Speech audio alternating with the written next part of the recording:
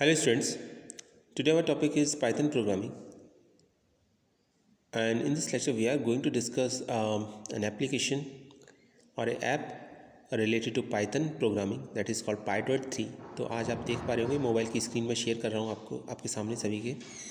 और ये इम्पॉर्टेंट है आपके लिए समझने के लिए कि किस तरीके से एक एप्लीकेशन के थ्रू हम पाइथन प्रोग्रामिंग कर सकते हैं मोबाइल के थ्रू।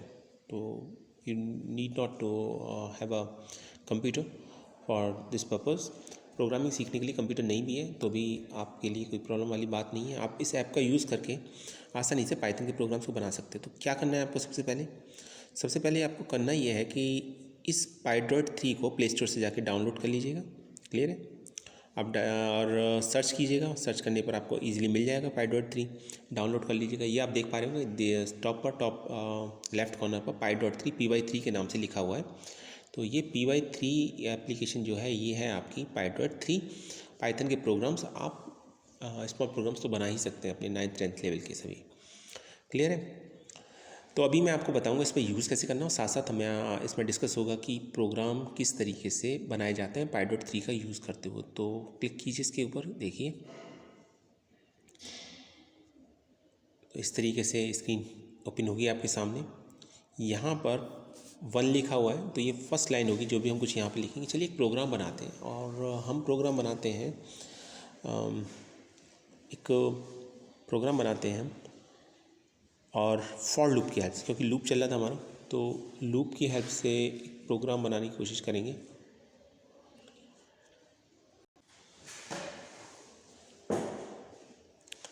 तो चलिए स्टार्ट करते हैं यहाँ से। तो एक लूप का प्रोग्राम बनाते हैं, और अभी हमें मान लीजिए नंबर प्रिंट करने फॉर 1 to 10। तो क्या प्रोग्राम बनाना पड़ेगा? तो सबसे पहले डायरेक्ट एक लूप ही चलाते हैं यहाँ पर नंबर प्रिंट कराने के लिए। तो लिखना पड़ेगा हमको फॉर, क्लियर, एक वेरिएबल का नेम फॉर ए इन, और फिर एक फंक्शन का नेम क्या है? रेंज। रेंज कहाँ से कहाँ तक प्रिंट कराना है आपको? 1 से लेके, सपोज अगर हमको 10 तक प्रिंट कराना है तो हम लिखेंगे 1, 10, 1। अब यहाँ पर आपके दो चीज़ें बातें आपको समझ में आ जाएगी। एक तो आपका लूप का रिवीजन हो जाएगा जो मैं ऑलरेडी पढ़ा चुका हूँ आपके प्रीवियस वीडियो में, और सेकंड आपको ये समझ में आ जाएगा कि इस एप्लीकेशन को कैसे यूज़ करना है। अगर आपके पास लैपटॉप नहीं है, अपना कंप्यूटर नहीं है, तो फिर आप कैसे पाइथन के प्रोग्राम करेंगे? तो उसके लिए बहुत आसान है। तो एंड्रॉयड मोबाइल के थ्रू आप कर सकते हैं। उसके बाद कॉलन का साइन, ये देखिए कॉलन का साइन लगाया मैंने, और फिर एंटर प्रेस करेंगे तो स्क्रीन पर जो आप देखेंगे राइट बॉटम कॉर्नर पर ये आपका जो बटन दे रखा है, ठीक है, इसको प्रेस कीजिए। सिंबल्स यहाँ भी दे रखे हैं आपके, देखिए जो ब्लू कलर की यहाँ पर ये है आपका, यहाँ भी दे रखा है आपका। तो फिलहाल मैंने एंटर प्रेस किया, नेक्स्ट लाइन के अंदर आ गए। देखिए लाइन नंबर 2 आ जाएगा यहाँ पर प्रेस करते ही, और लाइन नंबर 2 प्रेस करने के बाद क्या होगा ये कि यहाँ से आप फिर से एक स्टेटमेंट लिखेंगे, और जो स्टेटमेंट लिखेंगे वो स्टेटमेंट लूप पर डिपेंड करेगा। इसको कहते हैं इंडेंटेशन। स्पेस देने के बाद एक जो भी स्टेटमेंट लिखा जाएगा वो लूप से रिलेट करेगा। नेक्स्ट भी करेंगे तो वो भी लूप से रिलेट करेगा, अगर स्पेस सेम है तो। आप देख लीजिए कर्सर की इस समय क्या पोजीशन है। तो चलिए मैं सिंपल करता हूँ। मैंने करा दिया प्रिंट, मैंने लिखा दिया प्रिंट, और मैंने नंबर को ही प्रिंट करा दिया। तो मैंने करा दिया प्रिंट ए, वेरिएबल का नाम ए था तो मैंने ए को ही प्रिंट करा दिया। क्लियर? ए को प्रिंट करा दिया यहाँ पर। तो एक छोटा सा प्रोग्राम बन गया। अब क्या करना है? ये तो हमें मालूम है कि ये 1 to 10 नंबर को प्रिंट कराएगा। एक्चुअली 10 प्रिंट नहीं होगा, क्योंकि जब रेंज दिया जाता है ना, तो जो लास्ट वैल्यू होती है वो प्रिंट नहीं होती। देखिए रेंज फंक्शन की स्पेशलिटी है कि स्टार्ट वैल्यू तो अगर नहीं दे रखी तो बाय डिफ़ॉल्ट 0 होगी, वो दे रखा है तो वो इंक्लूड होगा। जैसे 1 दे रखा है यहाँ पर, तो फर्स्ट जो पैरामीटर वैल्यू है वो 1 है, तो 1 से ये लूप चलना स्टार्ट होगा। कब तक चलेगा? ये 10 तक जाएगा। तो लेकिन 10 इसमें इंक्लूड नहीं होगा, तो 10 से कम क्या आता है? 10 से कम आता है 9। तो ये लूप 9 तक चलेगा। कितने का इंक्रीमेंट होगा? 1 का इंक्रीमेंट होगा। तो ये हो गया फॉर ए इन रेंज 1, 10, 1, ठीक है। अब इसको मैं एंटर प्रेस कर, अभी देखिए इसको रन कराना है तो मुझे येलो बटन पर क्लिक करना होगा, तो ये आपका रन हो जाएगा। ये देखिए, ये देख पा रहे होंगे आप सिंबल, तो इस पर क्लिक करने पर ये रन हो जाएगा इस तरीके से। नंबर स्क्रीन पर आ रहे होंगे, तो ये सभी नंबर्स हैं।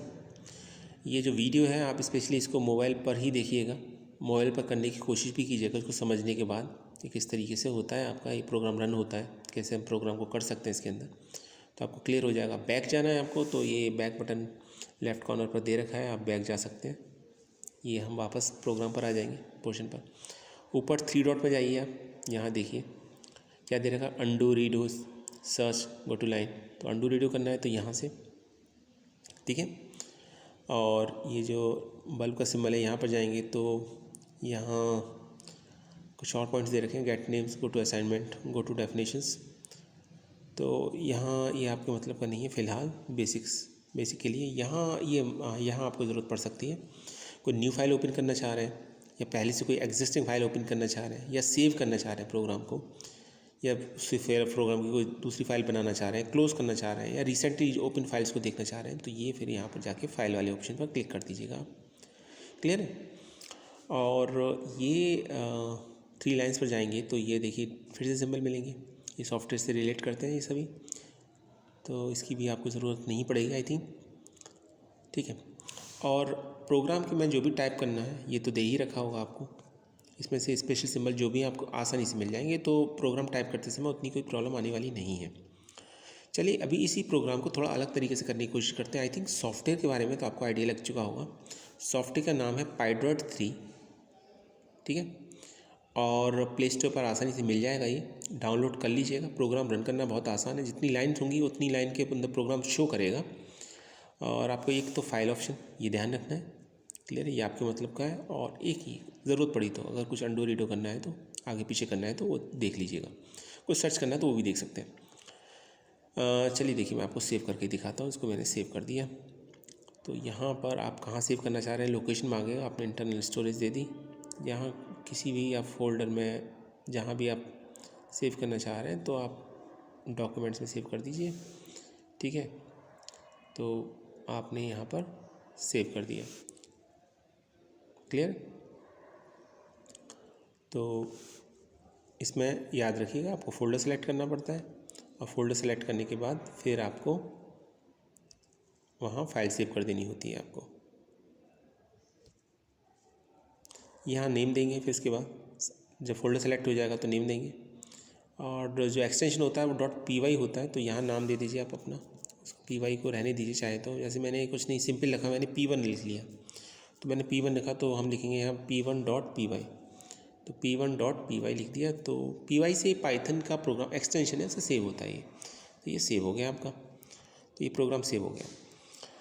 अभी इसी में अभी हमको थोड़ा सा चेंज करना है, तो देखिए अभी हम चेंज करके देखेंगे, इस प्रोग्राम को समझने की कोशिश करेंगे। आज लूप को भी अच्छी तरीके से समझने की कोशिश करेंगे, तो किस तरीके से लूप काम करता है पाइथन प्रोग्रामिंग के अंदर।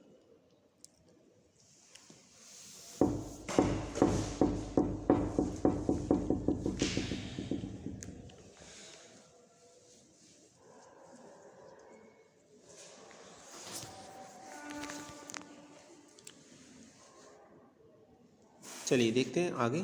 अभी देखिए अभी इसी में अगर हम वैल्यू को चेंज करें, याद रखिएगा आप लैपटॉप पर इस वीडियो को देख रहे हैं तो शायद आपको उतना सही ना लगे, ये उतना क्लियर ना दिखाई दे, फ़ॉन्ट काफ़ी छोटा लगेगा। तो मेरी रिक्वेस्ट आप सभी से मोबाइल पर ही देखिएगा इस वीडियो को, क्लियर है। तो चलिए अभी मैं वैल्यू को जस्ट रिवर्स कर देता हूँ। मैंने लिखा 10, स्टार्ट वैल्यू दे दी 10, एंड वैल्यू दे दी 1, और ऑब्वियसली 10 से 1 की तरफ जाएंगे तो डिक्रीमेंट ही होगा, तो बाय डिफ़ॉल्ट तो इंक्रीमेंट होता ही है, ठीक है। देखिए चलिए वो भी चेक कर लेते हैं, हम पहले डिफ़ॉल्ट वैल्यूज़ को चेक कर लेते हैं। अगर हम सिर्फ ये लिखें 1,10, अब इस पिछले प्रोग्राम में मैंने पहले इतना चेंज किया, पहले थोड़ा सा इसके बारे में डिस्कस कर लेते हैं, फिर थोड़ा सा अभी और पॉइंट्स डिस्कस करेंगे रेंज के फंक्शन के बारे में। 1,10 लिखा है, तो ये लूप चलेगा 1 से लेकर 10 तक ही चलेगा, जैसे पिछली बार चला था। लेकिन इस बार हमने क्या किया है, हमने थर्ड पैरामीटर वैल्यू को मेंशन नहीं किया है, जो बाय डिफ़ॉल्ट 1 ही होती है। तो डिफ़ॉल्ट वैल्यू नहीं देंगे तो बाय डिफ़ॉल्ट 1 ही होगी। तो अभी हम इसके अंदर क्या करेंगे, इसके अंदर अगर हम इसको करेंगे तो चलिए रन कराते हैं। देखते हैं आउटपुट क्या डिफरेंट आता है। नहीं, आउटपुट सेम आउटपुट है। क्लियर, तो ये आप क्लियर हो गया होगा। सेकंड बात ये है कि अगर हम यहाँ पर 1 लिखें ना, स्टार्ट वैल्यू ना लिखें तो क्या होगा, सिर्फ एक वैल्यू लिखें तो क्या एरर आएगी? आंसर है नहीं, एरर नहीं आएगी। अगर हम स्टार्ट वैल्यू भी नहीं देते तो बाय डिफ़ॉल्ट जो स्टार्ट वैल्यू होती है वो 0 होती है, तो 0 से स्टार्ट होता है आपका। क्लियर, ये देखिए, ये अभी इसको हमने रन किया तो ये आपका देखिए 0, पहले काउंटिंग 1 से स्टार्ट हो रही थी, लेकिन याद रखिए अब काउंटिंग 1 से स्टार्ट नहीं हो रही है, अब काउंटिंग किससे स्टार्ट हो रही है? अब काउंटिंग 0 से स्टार्ट हो रही है। तो 0 1 2 3 4 5 6 7 8 9। तो देखिए कितना आसान है नंबर को प्रिंट करना। क्लियर, बहुत आसान है आई थिंक। तो अभी तो हमने 1 का इंक्रीमेंट लिया, तो अभी हम इसको 1 का इंक्रीमेंट ना लेके अभी हम क्या काम करेंगे, थोड़ा सा अभी हम थोड़ा इंक्रीमेंट वैल्यू को चेंज करते हैं पहले, फिर हम नेगेटिव की भी बात करेंगे, डिक्रीमेंट की भी बात करेंगे, लेकिन पहले इंक्रीमेंट की बात कर लेते हैं। तो मान लीजिए आपको इवन नंबर प्रिंट कराने हैं सपोज़, तो पहला इवन नंबर कौन सा होता है? ऑब्वियसली 2 होता है। और आपको फर्स्ट 20 प्रिंट कराने हैं, तो आप ले लीजिए कहाँ तक, 21 तक ले लीजिए। ठीक है, और हम जानते हैं कि इवन नंबर में 2 2 का डिफरेंस होता है, तो यहाँ पर डिफरेंस 1 की जगह आप 2 लिख दीजिए और फिर ज़रा प्रिंट करा के देखिए इसी प्रोग्राम को, देखिए क्या होता है।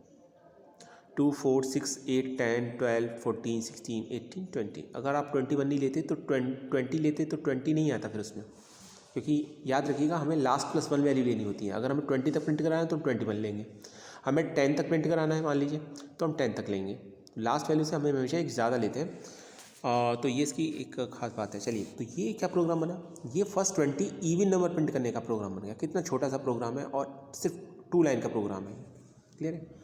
तो लूप काम कैसे करता है? लूप काम ये करता है, पहले एक स्टार्टिंग वैल्यू होगी तो उसके लिए कंडीशन चेक होगी। सपोज स्टार्टिंग वैल्यू 2 है, सपोज क्या है यहाँ पर इस प्रोग्राम में, तो स्टार्टिंग वैल्यू 2 है तो ये चेक होगा 2 इज लेस देन 21 और नॉट। 21 है तो लूप के अंदर का स्टेटमेंट जो भी होगा वो एग्जीक्यूट होगा। अब यहाँ क्या एग्जीक्यूट हो रहा है? यहाँ एग्जीक्यूट हो रहा है स्टेटमेंट प्रिंट ए प्रिंट हो रहा है। ए क्या है? लूप का वेरिएबल है, जिस वैल्यू के लिए लूप चल रहा है। अभी फिलहाल किस वैल्यू के लिए चल रहा है? 2 के लिए, तो 2 प्रिंट हो जाएगा। देन आफ्टर उसके बाद 2 का इंक्रीमेंट होगा, तो 2 + 2 कितना हो जाएगा? 4। अब 4 को अगेन ये चेक करेगा क्या 4 21 से लेस देन है। अगर ये है तो लूप चलेगा, नहीं है तो लूप नहीं चलेगा। अगेन कंडीशन फिर से ट्रू पाई जाती है तो फिर से प्रिंट स्टेटमेंट चलेगा, इट मीन्स 4 फिर से प्रिंट हो जाएगा। और इसी तरीके से लूप चलता रहेगा, बार बार चलता रहेगा, जब तक चलता रहेगा जब तक कि कंडीशन फॉल्स नहीं हो जाती। फॉल्स कब होगा? जब वैल्यू 22 आ जाएगी। ठीक है, इंक्रीमेंट 20 में इंक्रीमेंट होगा तो 22 आएगी। 22 तो वैसे भी 21 से ज़्यादा ही, 21 भी आती तब भी फॉल्स हो जाती कंडीशन, लेकिन इस केस में 22 अगर वैल्यू आ रही है तो कंडीशन फॉल्स हो जाएगी और लूप के अंदर का जो भी स्टेटमेंट है वो उस केस में रन नहीं होगा। क्लियर? तो फिर क्या रन होगा? 2, 21, 2। तो इसमें फिर हम 2 के डिफरेंस से वैल्यूज़ प्रिंट होंगी। तो पहले 2 प्रिंट होगा, फिर 4 प्रिंट होगा, फिर 6 प्रिंट होगा, फिर 8, फिर 10, इस तरीके से वैल्यूज़ प्रिंट होती रहेंगी और लास्ट वैल्यू जो प्रिंट होगी वो 20 प्रिंट होगी। अब देखिए इसी प्रोग्राम में अगर मैं थोड़ा सा चेंज कर दूँ, ठीक है, और मैं यहाँ 1 लिख दें, काउंटिंग 2 से स्टार्ट ना करके 1 से स्टार्ट करें और अगेन 21 तक ही लूप को चलाएं हम और डिफरेंस अगेन 2 का ही रखें, तो देखिए मैंने सिर्फ फर्स्ट पैरामीटर को चेंज किया है, बाकी और रिमेनिंग जो पैरामीटर्स हैं वो अनचेंज हैं अभी भी, वो 21 और 2 दोनों हैं। ठीक है, तो क्या होगा? तो होगा ये कि 1 से स्टार्ट होगा और 21 तक लूप चलेगा और वैल्यू प्रिंट होंगी 1 से लेकर 21 तक की 2 के इंक्रीमेंट के साथ। तो पहले तो सबसे पहले तो 1 प्रिंट होगा, देन आफ्टर 3 प्रिंट होगा, देन आफ्टर 5 प्रिंट होगा, देन 7, देन 9। इसी तरीके से लास्ट जो वैल्यू प्रिंट होगी वो 19 प्रिंट होगी। 21 के लिए कंडीशन फॉल्स हो जाएगी तो 21 प्रिंट नहीं होगा। तो इट मीन्स ये जो प्रोग्राम है ये फर्स्ट 10 ऑड नंबर को प्रिंट करने का प्रोग्राम है और सिर्फ आप देख पा रहे हैं सिर्फ 2 लाइन का प्रोग्राम है। क्लियर? तो आई थिंक अब ये क्लियर हो गया होगा आपको कि किस तरीके से लूप वर्क करता है, किस तरीके से रेंज फंक्शन के अंदर वैल्यूज़ देनी पड़ती हैं। और बाय डिफ़ॉल्ट याद रखिएगा स्टार्ट पैरामीटर जो स्टार्ट वैल्यू होती है बाय डिफ़ॉल्ट 0 होती है और जो लास्ट वैल्यू होती है बाय डिफ़ॉल्ट वो 1 का इंक्रीमेंट होता है। अगर हम उसे 1 का इंक्रीमेंट नहीं देते तो भी 1 का इंक्रीमेंट लेगा और अगर हम जो इंक्रीमेंट देते हैं वो, और इंक्रीमेंट भी देना ज़रूरी नहीं है, डिक्रीमेंट भी दे सकते हैं। ठीक है, तो कुछ भी वैल्यू हो सकती है। तो अभी चलिए एक प्रोग्राम डिक्रीमेंट का वही कर लेते हैं, लेकिन डिक्रीमेंट के लिए स्टार्ट वैल्यू ज़्यादा होना चाहिए और जो एंड वैल्यू वो कम होना चाहिए। तो हम लूप को 21 से चलाते हैं, कहाँ तक? 1 तक। क्लियर है? या 0 तक चलाते हैं, ज़्यादा बेहतर रहेगा। और डिक्रीमेंट कितने का होना चाहिए? डिक्रीमेंट होना चाहिए -2 का। तो माइनस का साइन देखिए, यहाँ से देखना होगा आपको माइनस का साइन कौन सा है। तो सबसे पहले तो आपको माइनस का साइन सेलेक्ट करना होगा। ये मैंने माइनस का साइन सेलेक्ट किया, इसके साथ 2 लिखा। ठीक है, अब ज़रा प्रिंट करते हैं, देखिए होगा क्या। सबसे पहले 21 प्रिंट होगा, 21 फिर चेक करेगा कि 21 ज़ीरो से लेस है कि नहीं। अगर वो है ज़ीरो से ग्रेटर देन है कि नहीं, तो ग्रेटर देन है कि नहीं चेक करेगा, ग्रेटर देन है तो फिर वो प्रिंट होगा, अदरवाइज़ फिर प्रिंट नहीं होगा। प्रिंट होने के बाद फिर 2 का डिक्रीमेंट होगा, और ये तब तक प्रिंट होता रहेगा जब तक कि वैल्यू ज़ीरो ना आ जाए या ज़ीरो से लेस देन ना हो जाए। क्लियर, ये लूप तब तक चलेगा। तो चलिए रन करा के देखते हैं। ये देखिए ये आउटपुट आ रहा है 21, 19, 17, 15, 13, 11, 9, 7, 5, 3, 1। क्लियर। तो ये लूप का तो ये प्रोग्राम बन गया। अब आपने इसमें नंबर्स को रिवर्स ऑर्डर में प्रिंट कराया, ऑड नंबर्स को रिवर्स ऑर्डर में प्रिंट कराया, एक ऑड नंबर एक्स्ट्रा प्रिंट हुआ है इसके अंदर, तो टोटल 11 ऑड नंबर्स प्रिंट हुए। क्लियर। और आपको 10 ऑड नंबर प्रिंट करने हैं तो यहाँ क्या लेना पड़ेगा आप बता सकते हैं, 20 ले लीजिए, सिंपल है। नहीं 20 नहीं, 90 लेना पड़ेगा, सिंपल। 20 होता है इवन नंबर। जो मेन है समझने की बात वो ये है कि एंड वैल्यू कभी भी इंक्लूड नहीं होती रेंज में, और स्टार्ट वैल्यू हमेशा इंक्लूड होती है। तो चूंकि हमको 19 को प्रिंट कराना है, इसलिए हम स्टार्ट 19 से करेंगे, 21 से स्टार्ट नहीं करेंगे। क्लियर। अभी आई थिंक क्लियर हो गया होगा, रन करा के देखते हैं तो और क्लियर हो जाएगा आपको। ये देखिए 19 से स्टार्ट हुआ है, तो अभी ये समझ में आ गया होगा आपको। ठीक है। तो इस तरीके से हम रेंज फंक्शंस के अंदर अलग अलग वैल्यू ले सकते हैं, इंक्रीमेंट वैल्यू अलग अलग ले सकते हैं और डिक्रीमेंट भी ले सकते हैं। ऐसा नहीं है कि हमेशा इंक्रीमेंट ही लेंगे, डिक्रीमेंट भी ले सकते हैं, आपकी चॉइस है आप क्या वैल्यू लेना चाह रहे हो। तो ये एक प्रोग्राम था, तो आई थिंक एक प्रोग्राम हो गया। अभी चलिए एक छोटा सा प्रोग्राम और बनाते हैं, और वो प्रोग्राम है टेबल प्रिंट करने का। टेबल हम सब जानते हैं, तो प्रोग्राम ये है कि हम एक नंबर इनपुट करें कंप्यूटर स्क्रीन पर।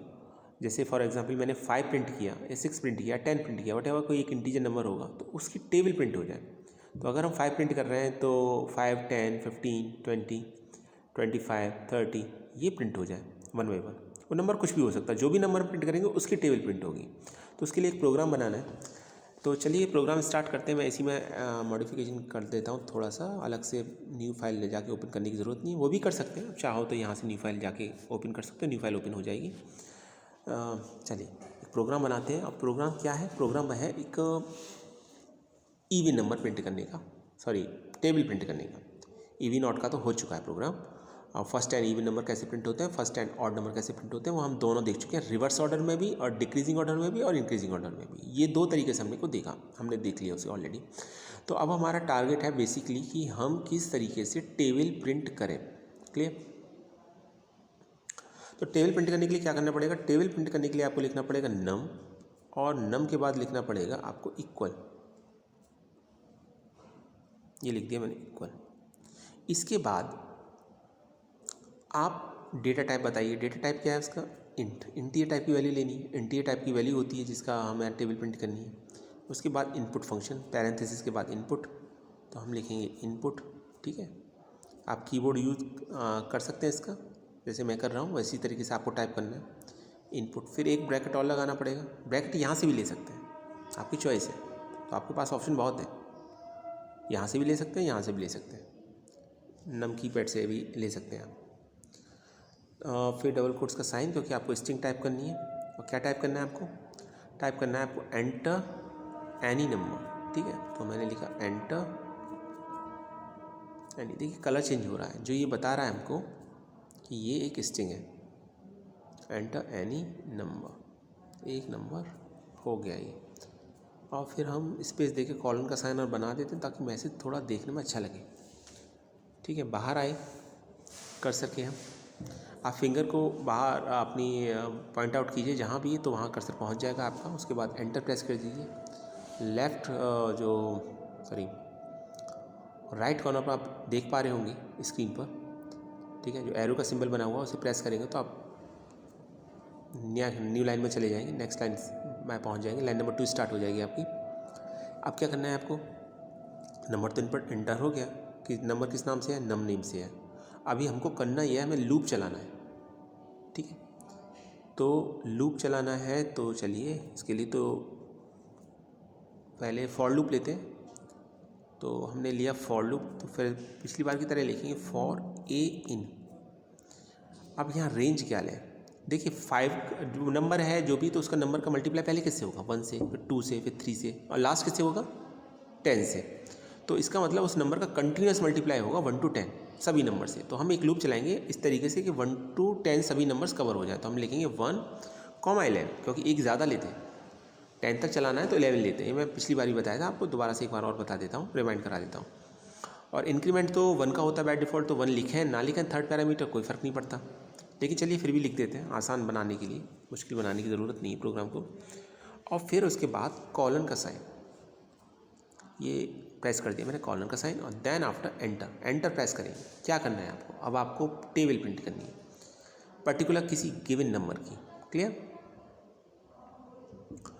चलिए, तो अभी क्या करना है आपको? तो टेबल प्रिंट करनी है। तो टेबल कैसे प्रिंट होगी?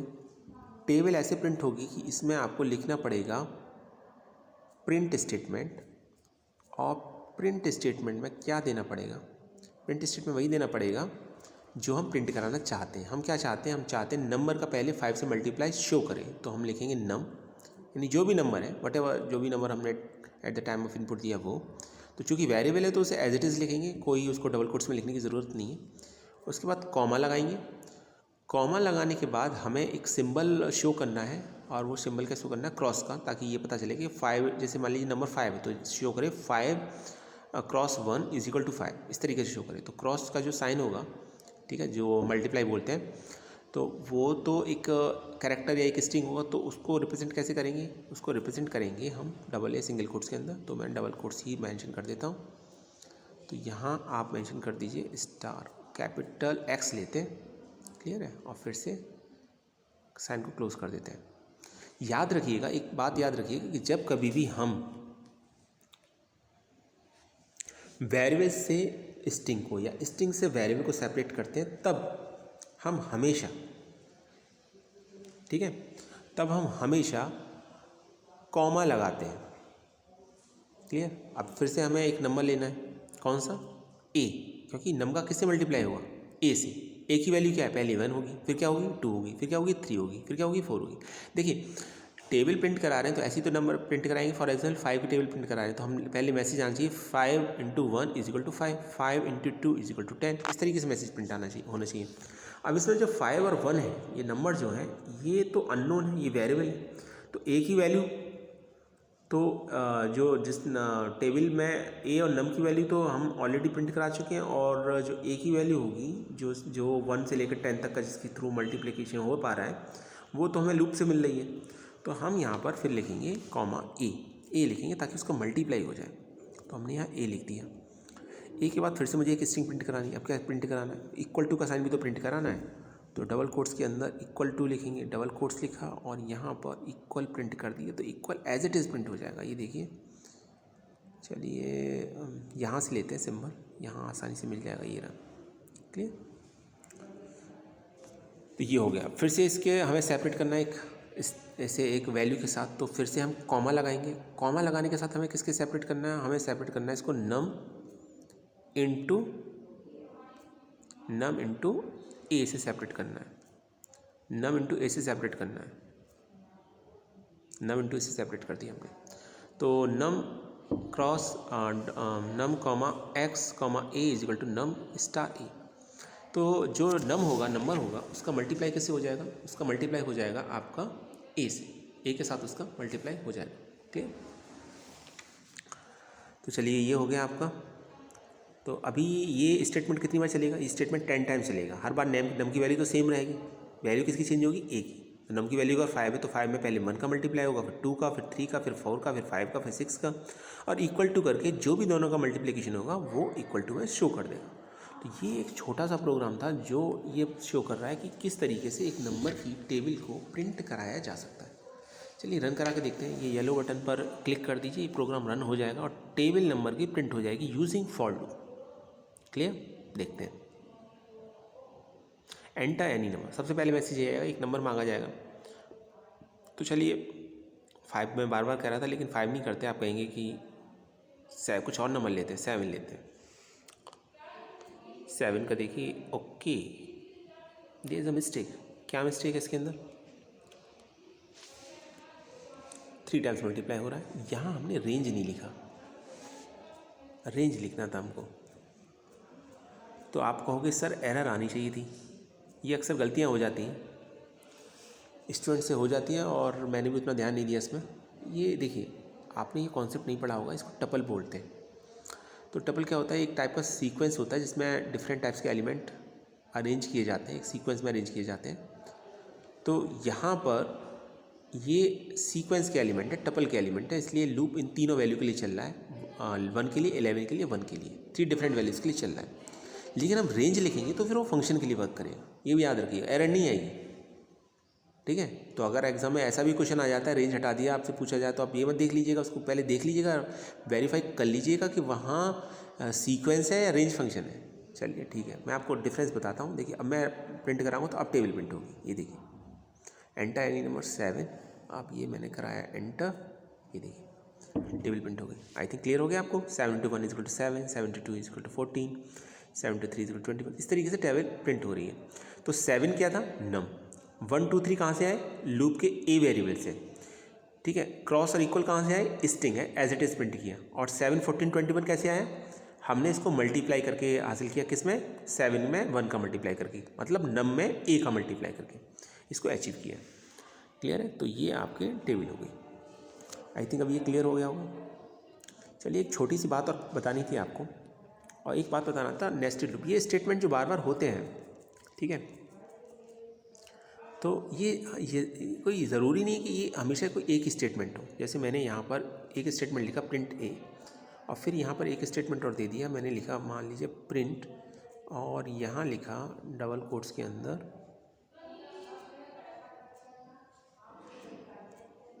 प्रवीण।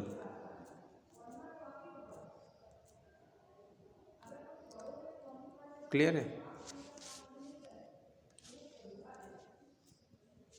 चलिए, एंटर एनी नंबर 6,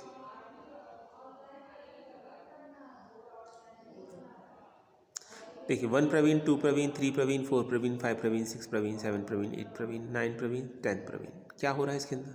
समझ में आ चुका होगा आपको।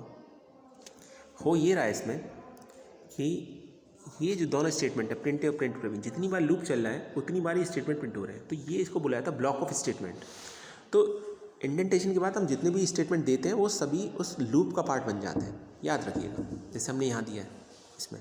ठीक है, और ये इफ एल्स में भी फॉलो होता है रूल, और ये लूप के रिगार्डिंग भी रूल फॉलो होता है। तो सेम स्पेस का मतलब है वो किसी कंडीशन से बिलोंग कर रहा है स्टेटमेंट। तो अभी आई थिंक ये क्लियर हो गया होगा आपको। सेकंड एक बात और बताना था आपको, चलिए बता ही देते हैं इसको। थोड़ा सा मुश्किल लगेगा आपको, पर समझने की कोशिश कीजिएगा। देखिए, यहाँ पर ये ज़रूरी नहीं है कि कोई एक स्टेटमेंट प्रिंट हो, प्रिंट स्टेटमेंट ही हो। यहाँ पर एक स्टेटमेंट होगा और कुछ भी हो सकता है, वो इवन लूप भी हो सकता है। क्लियर? जैसे मैं एक और लूप लिखता हूँ यहाँ पर, फॉर बी इन रेंज।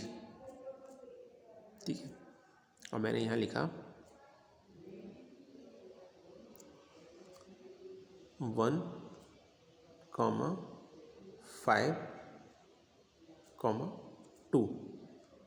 ठीक है, ये लिखा और इसको कर दिया कॉलन का साइन, देन एंटर। और यहाँ मैंने लिख दिया प्रिंट, PRINT, प्रिंट स्टेटमेंट देते हैं। प्रिंट स्टेटमेंट दिया, और प्रिंट स्टेटमेंट देने के बाद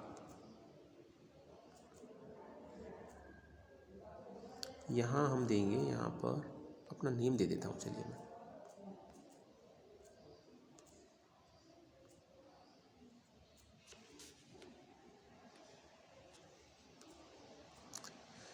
ठीक है, तो होगा क्या, कौन सा स्टेटमेंट किससे बिलोंग कर रहा है, ये समझने की बात है। यहाँ पर फर्स्ट लूप है फॉर ए इन रेंज, उससे रिलेटेड स्टेटमेंट है फॉर बी इन रेंज।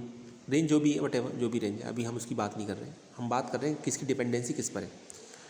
तो ए की सभी वैल्यूज़ के लिए सेकंड स्टेटमेंट बी चलेगा। तो बी कितनी बार चल रहा है एक्चुअली? बी जो चल रहा है आपका 1 to 5 2 का इंक्रीमेंट है, तो एक बार तो 1 के लिए चलेगा, एक बार 3 के लिए चलेगा, तो 2 टाइम चलेगा। यानी कि अब ये टोटल नंबर ऑफ़ टाइम्स जो लूप चलेगा वो, या टोटल नंबर ऑफ़ टाइम्स जो लूप चलेगा, या प्रवीण जो प्रिंट होगा, पहले लूप की बात करते हैं, बी वाली लूप की बात करते हैं। ए वाली लूप की तो क्लियर है, वो 10 टाइम चलेगा, बी वाला लूप 2 टाइम चलेगा। तो ए की सभी वैल्यूज़ के लिए बी की 2 वैल्यूज़ होंगी, एक तो बी की वैल्यू 1 होगी और एक बी की वैल्यू 3 होगी। तो ऑब्वियसली 10 × 2 20 टाइम्स ये दोनों रन होंगे। और ये जो प्रिंट प्रवीण है ये किस पे बिलोंग कर रहा है, बी पर, तो प्रवीण एक्चुअली में 20 टाइम्स प्रिंट होगा। जरा करके देखते हैं, क्लियर हो जाएगा आपको भी। Enter any number, okay. उस नंबर का कोई मतलब नहीं है, क्यों? क्योंकि उस नंबर का कहीं यूज़ नहीं हो रहा है ऊपर, तो इसको हटा सकते हैं हम चाहें तो। क्लियर है? इसको बोलते हैं nested loop, loop inside a loop. तो जो इंटरनल लूप होता है वो आउटर लूप की सभी वैल्यूज़ के लिए रन करता है, मैटर ये है। और जहाँ तक स्टेटमेंट की डिपेंडेंसी की बात है वो तो इंडेंटेशन से क्लियर हो जाता है। जैसे for b in range, obviously space दे के लिखा हुआ है तो ये फॉर ए इन रेंज पर डिपेंडेंट है। और प्रिंट प्रवीण स्पेस दे के लिखा गया है, इसका मतलब ये internal loop for b in range 15, 2 पर डिपेंड करता है। तो इसको बोलते हैं नेस्टेड लूप। तो ये भी एग्जाम में इसका भी क्वेश्चन आता है। नेस्टेड लूप को हम नेक्स्ट वीडियो में थोड़ा और डिटेल में डिस्कस करेंगे। So thanks for watching this video.